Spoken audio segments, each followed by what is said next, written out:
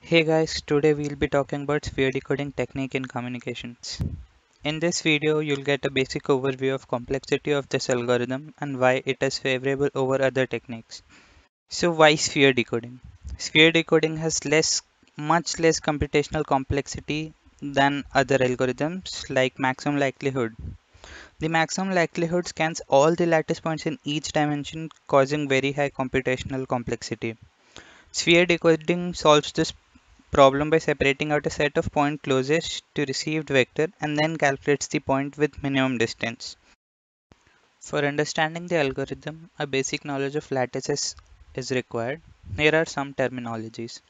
Lattices are set of points generated by linearly independent basis vectors. You can also call them signal points.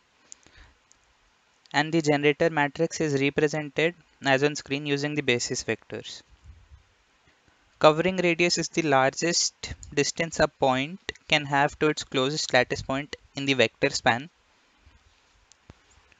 The problem here that we are concerned with is integer least square problem, where x is the received vector or signal, h is the generator matrix, and s is the vector with integer entries. Comparing it to the standard least squares problem, where the solution can be obtained by simple pseudo inverse, the above equation possesses much more difficulties. So now it's quite clear that our problem statement is solving the integer least square solution. There are two approaches. One is the heuristic approach and another is the exact method solution.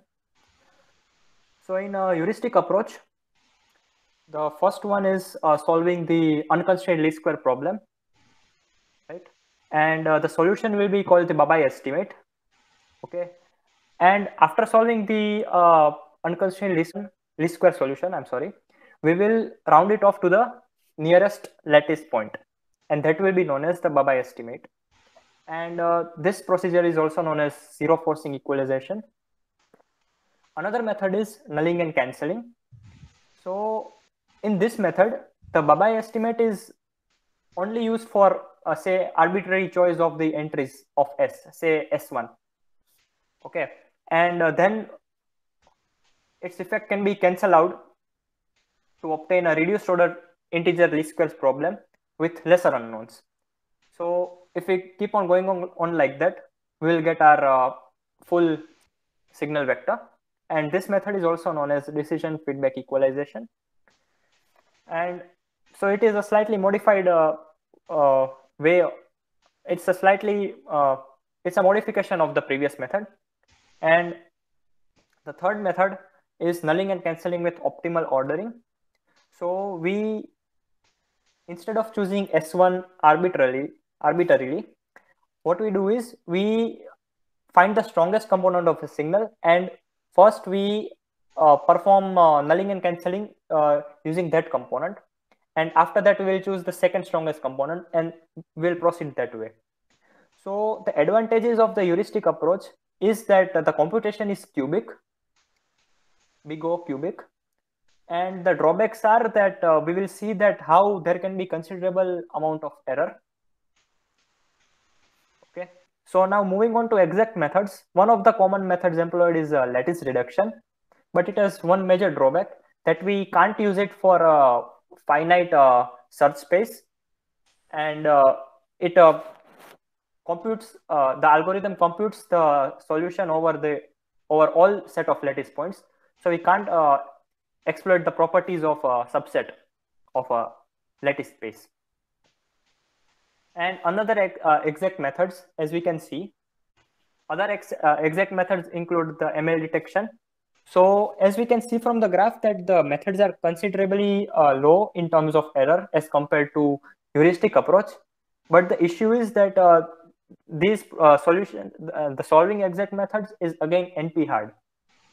So in terms of algorithm complexity, we do not get an advantage over here. So next we will discuss a sphere decoding algorithm, which is a sophisticated one. It is a bit more sophisticated than the exact methods that we have used. Okay, but here what we can do is we can exploit the subspace, because here we are to choose, given a received signal, we are to choose a sphere of the same dimension of the signal of a length d, radius d, and we are going to compute the ML, maximum likelihood decoding the vicinity of that sphere of radius d. So on close observation to what my friends explained, so we'll get two basic questions. First of them is how do we choose D, the radius of the hypersphere we are taking. So it's clear that if the radius is too small, there might be no points inside. Or if the radius is too large, there might be so many points which will unnecessarily increase the complexity of the algorithm. So what do we choose as D? So natural candidate is the covering radius of the lattice. Recalling what my friend said, it is defined as a smallest size sphere and placed at the center of lattice points can span the whole entire n-dimensional space and nothing is left over. So this guarantees that at least one of the points is inside any one of the sphere. Okay, so the next question that we get is the next slide, please. How do we tell what lattice points are inside the m-dimensional sphere? How do we know which points to be considered? So the sphere decoding algorithm answers these questions very precisely using the methodology we'll discuss. So what this algorithm does is, instead of finding the points at once in an m-dimensional sphere, the process is broken into parts.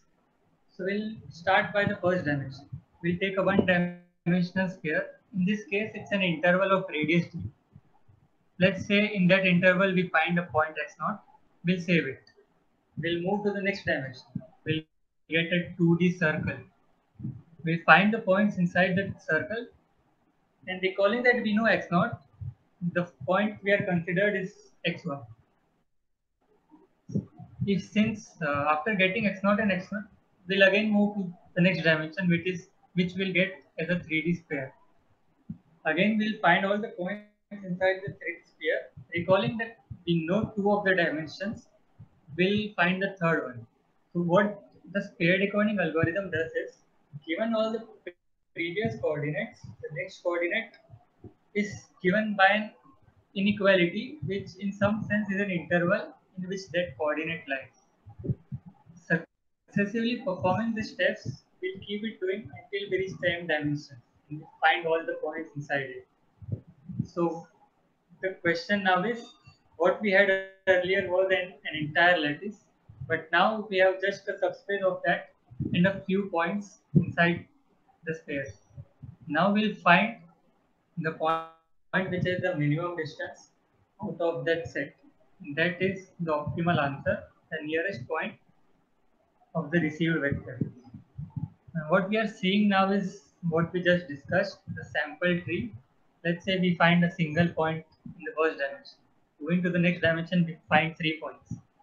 So we'll apply the decoding algorithm on each of the points again, and we'll find the next point until we get a single point. Again, this peer decoding algorithm does is find a point, find all the points inside the sphere, and the final output is the point which is at the minimum distance from the received vector or the received point in the space. So what we just now discussed was what are the parameters we need to be worried about and what is the idea behind this algorithm. But why are we using it? The main purpose is it reduces the complexity. The complexity of this algorithm is found to be of the order of polynomial. In general, it is a function of sum of the points, number of points inside the sphere plus the dimension which we are taking it as n. But this is in general it is of the order of polynomial, which has a which has a lesser complexity than the maximum likelihood approach, which has a complexity of order of exponential. So this reduces the computational necessity by a well larger amount. So next, what we intend to do is we have found three sophisticated algorithms, peer decoding algorithms, two of which they have better performance than the other one. We are trying to get the inside of the two algorithms, and the final approach will be to implement one of those algorithms. Maybe the one we will try to implement the one which is the better performance. These are the we are using a couple of research papers. The references are mentioned as given in the slide.